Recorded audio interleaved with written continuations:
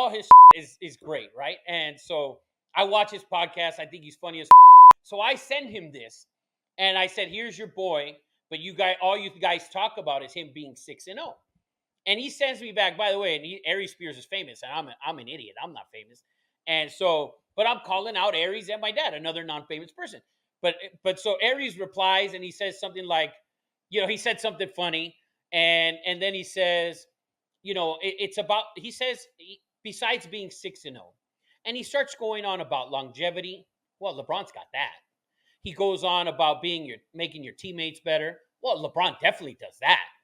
So every intangible that he listed for Jordan, LeBron does all of them and better. But he also says Jordan was the first to do it. Jordan is more iconic and what he did for the game. And listen, there's no doubt about what Jordan did for the game, but also what Magic and Larry Bird did for the game right before Michael Jordan. Like, that was the biggest thing before Jordan. And so when you can sit here and say, yeah, Jordan was the first one to do things in the air that we didn't see. Yes, he was the first one to do that. But now if you watch the NBA on a nightly basis like I do, and you can see that guys, it doesn't have to be LeBron James or Kevin Durant or James Harden or Paul George or any of those guys for you to see certain things that if you saw it 30 years ago, you're like, wow. And now it's just on a nightly basis.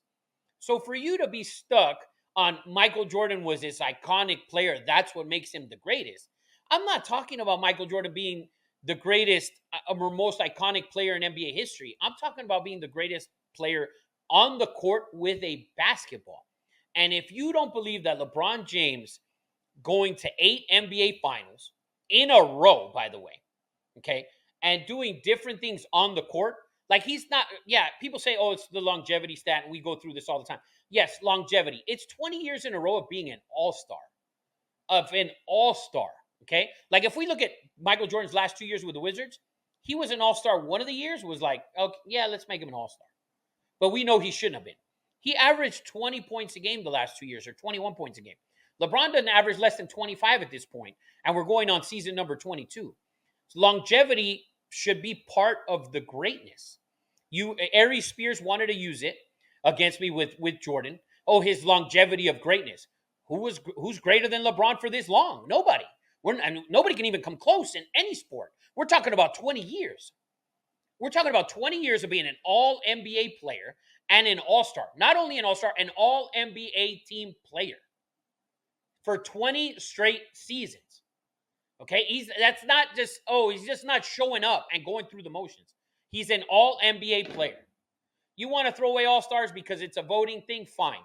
But we know it's bullshit.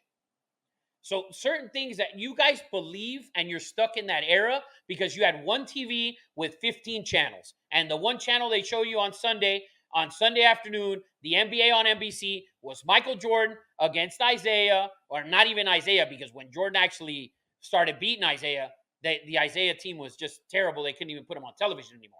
But you saw him beating Reggie Miller in the Pacers. I had another guy tell me, when LeBron was in the East, it was weak. It was so weak that the East traded for Kawhi Leonard and the Raptors, and they won the title the next year. That's how weak it was.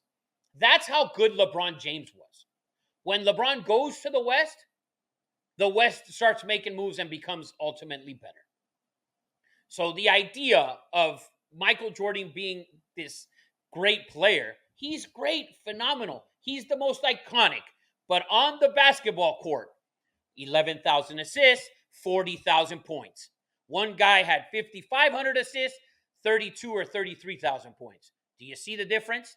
The rebounds aren't even close. The blocks aren't even close. The shooting percentage is not too close. The three-pointers made, the percentage of three-pointers, the shooting percentage from three, it's not close. Jordan was a better free throw shooter, and he was maybe better from 17 feet away. But from behind that three-point line, he was not. Yes, old people, old heads, he's your icon. He's your god because you watched him play, and that was it.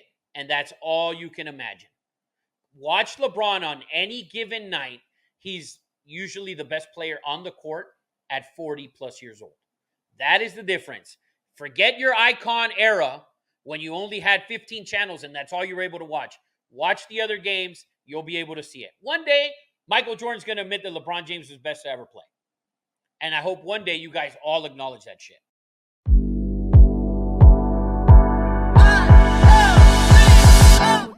All right, guys, we're going to take a short break. But if you like our content, please make sure you subscribe on YouTube. Check us out on all our social platforms and anywhere you can find your podcasts.